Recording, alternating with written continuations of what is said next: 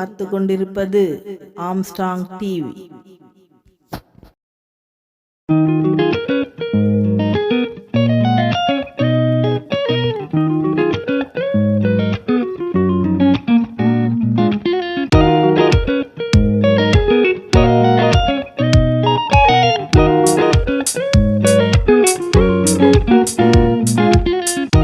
தலையில் ஏதாவது அடிப்பட்ட ஏதாவது காப்பாற்ற முடியுமா? கோமா ஸ்டேஜுக்கு போகிறாங்க, மூளை சாவு அடைந்துடுறாங்க, அப்புறம் ஒரு கட்டத்தில் இல்லாமையே போயிடுறாங்க. தலைக்கவசம் போட்டு ஓட்டினீங்களாவே 70% விபத்தை குறைச்சிடலாம். நெக்ஸ்ட்டு எங்கே விபத்து அடுத்து நடக்குதுன்னா, இந்த பெடஸ்ட்ரியன் ரோட்டை கிராஸ் பண்ணுறாங்க பார்த்தீங்களா, NH ரோடை கிராஸ் பண்ணுறவங்க தான் அதிகமாக விபத்தில் மாட்டுறாங்க. ஒரு 30% 25% வந்து ரோட்டை கிராஸ் பண்ணுறீங்க. அதில் ஒரு மாதம் பார்த்தீங்கன்னா உயிரிழப்பு ஏற்படுறது ஒரு 4 5 6 7 பேர் ரோட்டை கிராஸ் பண்ணி மாட்டிக்கிறது. அது எந்த நேரத்தில் அதிகமாக விபத்து ஏற்படுதுன்னா, மாலை ஈவினிங் வந்து ஒரு 5, 7, 8 அந்த டைம் தான் இருட்டாமல் இருக்கும். அந்த நேரத்தில் நம்ம என்ன பண்ணுறோம், ரோட்டை கடக்கும் போது எந்த பக்கம் கவனம் செலுத்தாமல் கடந்து மாட்டிக்கிறோம். அப்புறம் ஏர்லி மார்னிங் வேகமாக கிராஸ் பண்ணிடலாம் அப்படின்னு நினச்சிட்டு ஒரு 5 o'clock 5 to 6, 7 அந்த நேரத்துலையும் மாட்டிடுறாங்க. அந்த நேரத்தில் வண்டி ஓட்டுறவங்க என்ன நினச்சிட்டு வருவாங்க, ரோட்டில் எந்த டிராஃபிக் இருக்காது, நம்ம குயிக்காக போயிடலாம் அப்படிங்கிற மாதிரி வேகமாக வண்டி ஓட்டுவோம். அந்த நேரத்தில் உங்களால் என்ன சடனாக ரோட்டை கிராஸ் பண்ண முடியாதனால என்ன பண்ணிட்டுருங்க, விபத்தில் கிராஸ் பண்ணுறீங்க மாட்டிக்க. நீங்கள் ரொட்டேட் ஆகாமல் இருக்கணும்னா என்ன பண்ணியிருக்கணும், சீட் பெல்ட் போட்டிருக்கணும். புரிஞ்சுதா? அப்போ வண்டி கூட எத்தனை சுற்றினாலும் என்ன பண்ணுவீங்க, நீங்கள் சுத்தமாக சீட் பெல்ட் போடாமல் இருந்தால் நீங்கள் எப்படி ரொட்டேட் ஆகிட்டு இருப்பீங்க, ஒரு சுற்றும் போது 4 தடவை அடிப்படுவீங்க. அது சுற்றினா 16 கழுத்து 4 இப்படி ஆகும், அடிக்கும் எல்லா பக்கமும். ஆள் கடைசி வெளியே வரும்போது டெட் பாடியாக தான் வரும். இப்போ சீட் பெல்ட் போட்டோமே என்ன பண்ணிடுவோம், அதுலேருந்து தப்பிச்சிக்கலாம். புரியுதுங்களா? பூமியில் எப்படி கிராவிடேஷன் ஃபோர்ஸ் இழுத்து பிடிச்சிருக்கோ, வண்டியில் உங்களை காப்பாற்றுறது அந்த சீட் பெல்ட் போட்டிருந்தா தான் அந்த ஏர் பேக் ஓப்பன் ஆகும். அது என்ன பண்ணும், உங்களுக்கு முன்னாடி போய் டேஷ்போர்டில் இடிச்சிக்காமல் காப்பாற்றுறதும் சீட் பெல்ட் போட்டிருந்தா தான் அந்த ஏர் பேக் ஓப்பன் ஆகிறதுனால நான் உட்காந்தாலும் சரி, பின்னாடி சீட்டில் உட்காந்தாலும் சரி என்ன பண்ணணும், சீட் பெல்ட் போடுறது கட்டாயம்.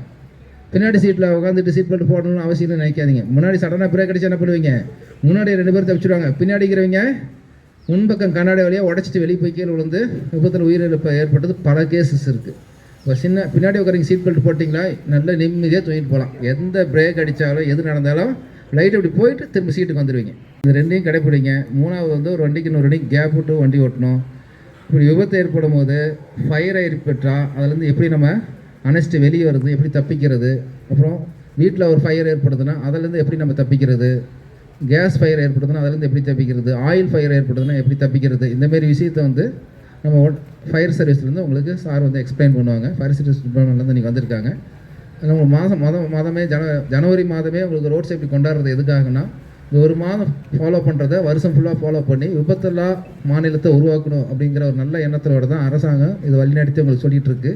அரசாங்கம் உங்களுக்கு எல்லா வகையான சேவையும் செய்யுது. கவர்மெண்ட் ஹாஸ்பிட்டல் இமீடியட்டாக 108 வழியாக உடனே கொண்டு போய் சேர்த்து காப்பாற்றுறது இருக்குது. ஃபயர் ஏற்பட்டால் உடனே அணைக்கிறதுக்கு 108 ஃபயர் சர்வீஸாக இருக்குது. இவர் எல்லா துறையும் உங்களுக்காக பணி செஞ்சிட்ருக்காங்க. நீங்கள் அரசாங்கத்துக்கு ஒத்துழைப்பு கொடுத்தா போதும். பொறுமையாக வண்டி ஓட்டி நிதானமாக போய் நம்ம வந்த டெஸ்டினேஷனை ரீச் பண்ணணும். பூமிக்கு அதுக்காக வந்திருக்கோம், அந்த இடத்துக்காக எதுக்காக வந்திருக்குமோ அதை திறமை சிந்திச்சு அதுக்கான பயணம் செஞ்சு நல்லபடியாக வாழ்ந்துட்டு போகணும். நடுவில் அடிபட்டு கை கால் இழப்பு ஏற்பட்டு உயிரிழப்பு இல்லாமல் பயணம் செய்யணும். நம்ம மேக்ஸிமம் டைம் ரோட்டில் தான் டைம் ஸ்பெண்ட் பண்ணிகிட்ருக்கோம். எல்லாத்துக்கும் ரோட்டை தான் பயன்படுத்துகிறோம். வீட்டில் இருக்கிறது கொஞ்சம் நேரம் தான், வெளியே வந்தாவே ரோடு தான். வெளியே வந்தால் ரோடு தானே, நடந்து போகிறதா இருந்தாலும் சரி, வண்டியில் போகிறதா இருந்தாலும் சரி, எல்லாமே நம்ம லைஃப் டைமில் அதிகமாக பயன்படுத்துறது சாலை தான். அந்த ஈகோ ஸ்பீடு வண்டி என்னன்னா, வீட்டில் இப்போ சார் சொன்னார், பெற்றோர்களுடைய கவனக்குறைவு ஒன்று. 2வது, நீங்கள் காஸ்ட்லியான வண்டியெல்லாம் கேட்டு பயங்கரமான எக்ஸ்பிரஸ் மாதிரி போடுறீங்க. அதெல்லாம் அவசியமற்றது. சாலையில் உங்களுடைய அஜாக்கிரதையால் பிறர் நல்ல ஒழுக்கமாக இருக்கிறவங்களுக்கும் பாதிப்பு வரும். நீங்கள் மட்டும் போயிட்டு விழுந்துட்டா பரவாயில்ல, இளைஞர்கள் பைக்கில் அதை கிராஸ் பண்ணி ஏதோ பேஷண்ட் போவாங்க, இல்லைனாக்கா வேறு ஏதோ பிரச்சனைகள்லாம் போவாங்க, வேறு ரோட்டில் சிந்தனை பண்ணி போவாங்க. அதெல்லாம் நீங்கள் எல்லாத்தையும் பார்த்துட்டு தான் நீங்கள் பைக் எடுக்கணும். நிறைய ஆகிறது பைக்கு தான். இப்போ நிறைய 3 பேர் போகிறீங்க, 4 பேர் போகிறீங்க. இப்போ இளைஞர்கள்லாம் இப்போ மேக்ஸிமம் அதான் நிறைய ஆக்சிடென்ட்ஸ். சார் சொன்னார் 50 பேர் 100 பேர், அதில் மேக்ஸிமம் 40% இந்த இளைஞர்களால் தான் நடக்குது.